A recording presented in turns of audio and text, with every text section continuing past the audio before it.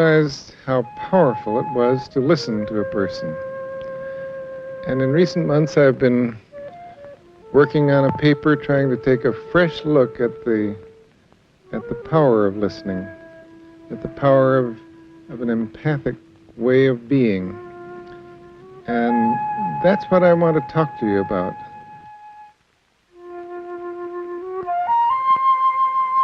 We should re-examine and re-evaluate that very special way of being with another person, which we call empathic. I believe we tend to give too little importance and consideration to an element which is extremely important in the understanding of personality dynamics and for affecting changes in personality and in behavior. I think it's one of the most delicate and potent tools that we have, and I'm impressed at how rarely we see it in real-life situations in any full-fledged form. I guess I'll start with my somewhat faltering history in relation to this topic. Very early in my work as a therapist, I discovered that simply listening to my client very attentively was an important way of being helpful. So when I was in doubt as to what I should do in some active way, I simply listened. And it seemed surprising to me that such a passive kind of interaction could be so useful.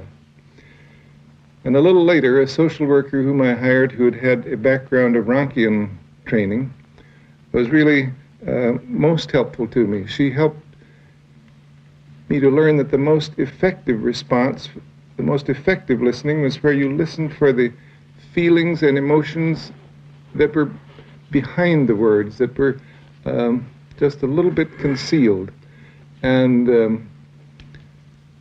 where you could discern a pattern of feeling behind what was being said. And I think she's the one who first suggested that the best response was to reflect these feelings to the client. And reflect is a word that later made me cringe, but at the time it really was very helpful to me in my work as a therapist, and I was very grateful to her. I felt I learned a great deal from her, and she learned very little from me. Then came my transition to a full-time university position, where with the help of students, I was finally able to scrounge the equipment for recording our interviews, a dream I'd had for a number of years. And I just can't exaggerate the excitement of our learnings as we clustered about the machine, which enabled us to listen to ourselves, playing over and over again some puzzling point in the interview at which something clearly went wrong, or focusing on those moments in which there seemed to be a response that helped toward significant forward movement in the interview. I guess I still regard listening to one's recorded interviews as perhaps the very best mode of improving oneself as a helping person. And among many lessons from listening to these recordings, we came to realize that listening to feelings and reflecting them was a vastly complex experience. We discovered that we could pinpoint a therapist response where significant forward movement occurred. We could, where perhaps the client was talking in a vague and desultory fashion, and one therapist response would enable him to really begin to move. And you could also pinpoint the responses where a nice forward-moving process was brought to a dead stop by one particular response. So, in such a context of learning, it became quite natural that we focused upon the content of the therapist response rather than upon the empathic quality of the listening. I no longer particularly apologize for that. It probably was a necessary step in our learning. To this extent, we became very much conscious of the techniques that the counselor or therapist was using. We became really expert in analyzing in minute detail. I can remember sitting around with students and picking apart sentences and particular phrases and words. And we profited a great deal from that very microscopic study of the interview process. I think we gained a great deal from it. But this tendency to focus on the therapist's responses had consequences which appalled me. I was meeting considerable hostility as to my point of view, and that really didn't seem to bother me. But this kind of thing did bother me, because the whole approach came in a few years to be known as a technique. Non-directive therapy, it was said, is the technique of reflecting the client's feelings, period. So then you've taken care of non-directive therapy. Or even worse, an even worse caricature was simply that in non-directive therapy, you just say back the last words that the client said.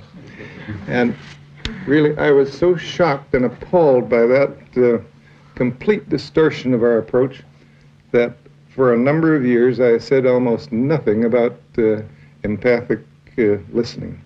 And when I did, it was to stress an empathic attitude with very little comment as to how that attitude might be implemented in the relationship. I just became frightened of the distortion. I preferred to discuss the qualities of positive regard and therapist congruence, which I'd come to hypothesize as being two other conditions that were growth promoting in a relationship.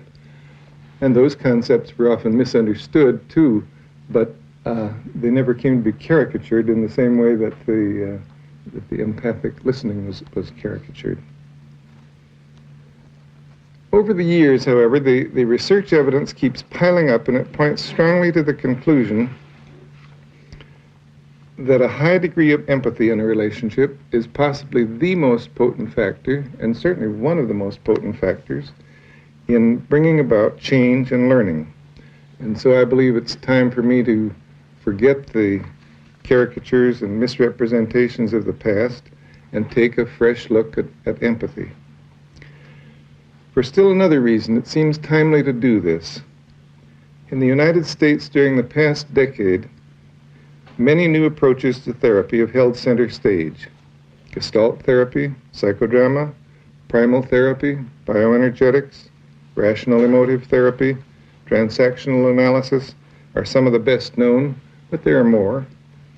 And part of their appeal seems to me to lie on the fact that in most instances, the therapist is clearly the expert, actively manipulating the situation, often in dramatic ways, for the client's benefit.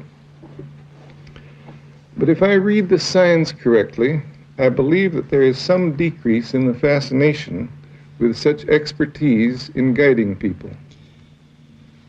With another approach that is based on expertise, however, behavior therapy, I think there's no doubt that the fascination with that approach is on the increase.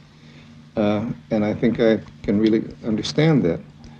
I think a technological society has been delighted to find a technology by which man's behavior can be shaped, even without his knowledge or approval, toward goals that the therapist chooses or that have been chosen by society. And yet, even here, much questioning by thoughtful individuals is springing up as the philosophical and the political implications of such an approach become more clearly visible. So I've seen a willingness on the part of many to take another look at ways of being with people which evoke self-directed change and locate power in the person, not in the therapist.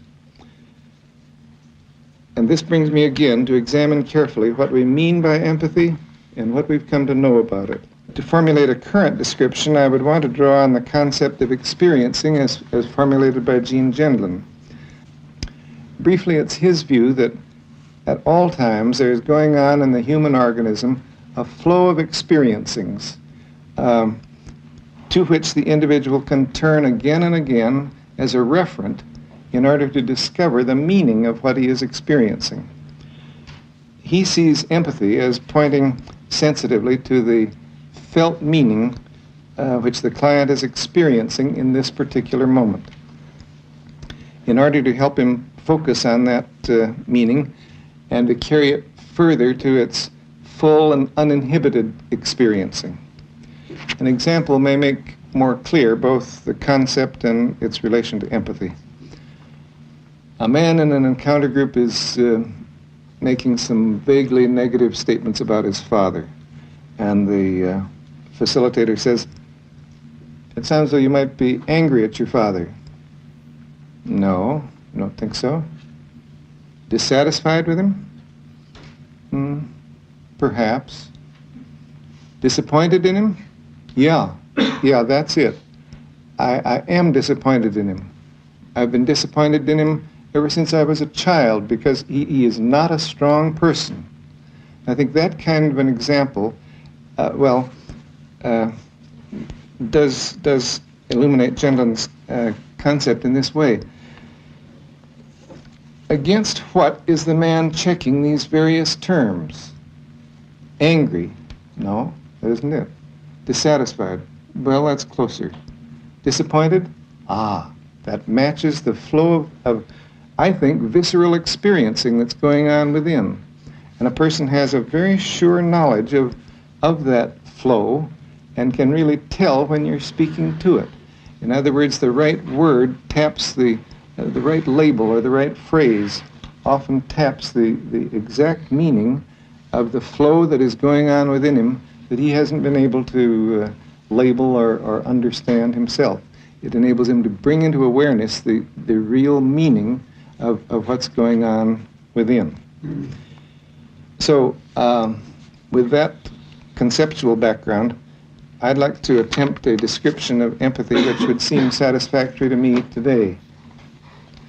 I would no longer be terming it a state of empathy, which was in my earlier definition, because I believe it to be a process rather than a state, and perhaps I can capture that quality. The way of being with another person, which is termed empathic, has several facets. It means entering the private perceptual world of the other and becoming thoroughly at home in it. It involves being sensitive moment to moment to the changing felt meanings which flow in this other person, to the fear or rage or tenderness or confusion or whatever that he or she is experiencing. It means temporarily living in his life, moving about in it delicately, without making judgments, sensing meanings of which he is scarcely aware, but not trying to uncover feelings of which he is totally unaware, since this would be too threatening. It includes communicating your sensings of his world as you look with fresh and unfrightened eyes at elements of which he is fearful. It means frequently checking with him as to the accuracy of your sensings and being guided by his responses. You are a confident companion to him in his world. By pointing to the possible meanings in the flow of his or her experiencing, you help him to focus on this useful type of referent, to experience his meanings more fully and to move forward in his or her experiencing.